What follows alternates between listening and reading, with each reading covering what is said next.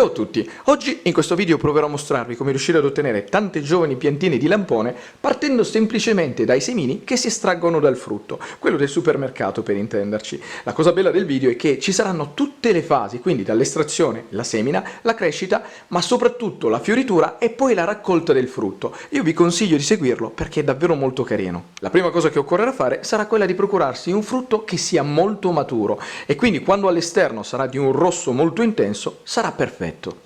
Estrarre i semi da questo è davvero molto semplice. Innanzitutto bisogna capire che questo in realtà è un falso frutto, perché è composto da tanti piccoli frutti. Quindi, per capire come è fatto, iniziamo a dividerlo a metà.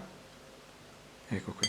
Quindi, semplicemente, aprendolo, si può già notare che, in pratica, è formato da tante piccole capsule, che sono i reali frutti, dal quale si potrà poi andare a prelevare il seme. Considerate che ogni frutto mediamente ha un seme, quindi per toglierli sarà sufficiente fare questa operazione.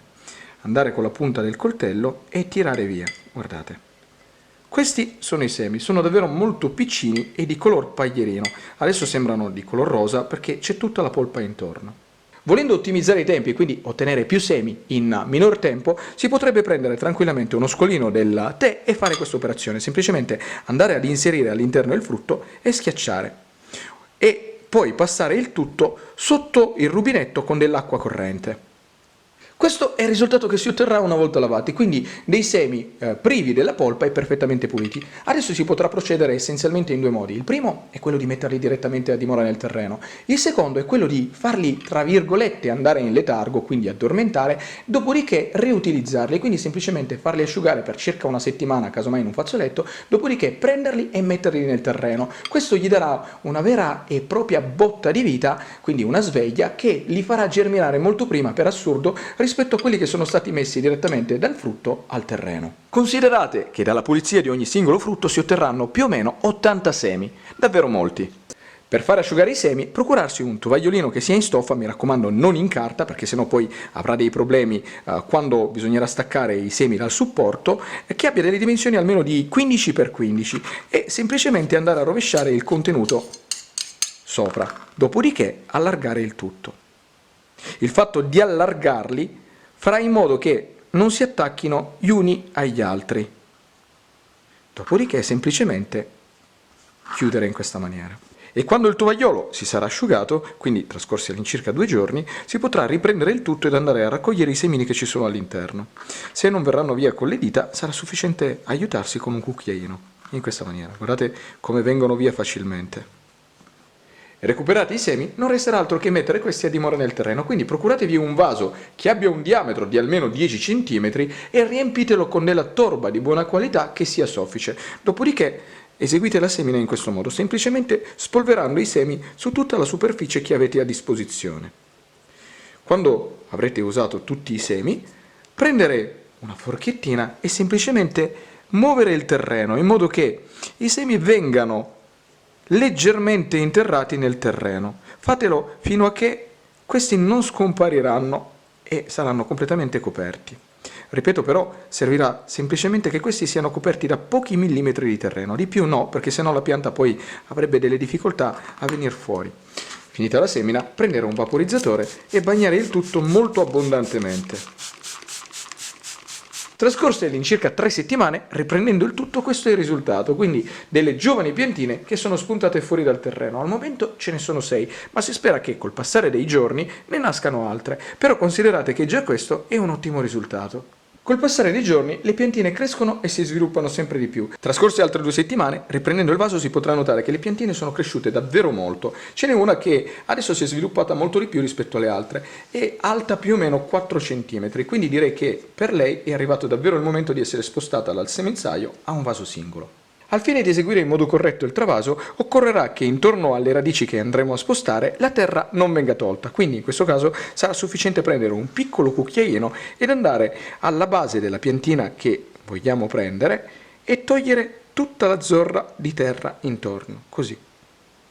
È davvero molto importante che le radici non rimangano spoglie. Ecco qua. E questa è la piantina che abbiamo ottenuto. Come si può notare, intorno all'apparato radicale c'è ancora tutto il terreno, quindi lei nemmeno si renderà conto in realtà di essere stata spostata da un vaso a un altro.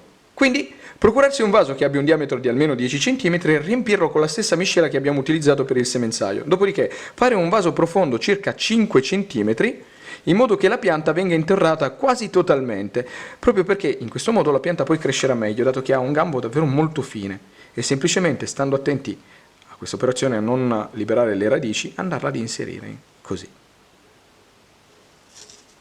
Dopodiché rinzaffare il terreno tutto intorno. Mi raccomando, è davvero molto importante che durante questa operazione le radici non vengano rotte.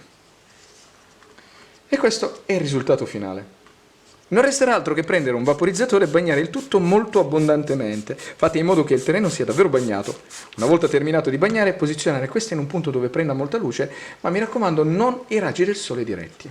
Trascorsa all'incirca una settimana da quando si è eseguito il travaso, andando a riprendere la piantina, si potrà notare che questa non ha patito assolutamente nulla dall'operazione, anzi è assolutamente forte e rigogliosa. Trascorsi 2 mesi da quando abbiamo eseguito il travaso, la piantina è diventata alta circa 6 cm. Sta crescendo in una maniera assolutamente rapida, veloce e perfetta, ma soprattutto sana. Ed in più si può notare già che le foglie hanno acquisito il caratteristico aspetto di quando la pianta diventa adulta. Trascorsi 8 mesi da quando abbiamo eseguito il travaso, questo è il risultato, una pianta alta più di 25 cm, che esteticamente è davvero molto bella, però la cosa principale è che sia sana, quindi non resterà altro che aspettare che questa cresca ancora un po' e poi spostarla di vaso e metterla in un vaso che abbia un diametro di almeno 25 cm.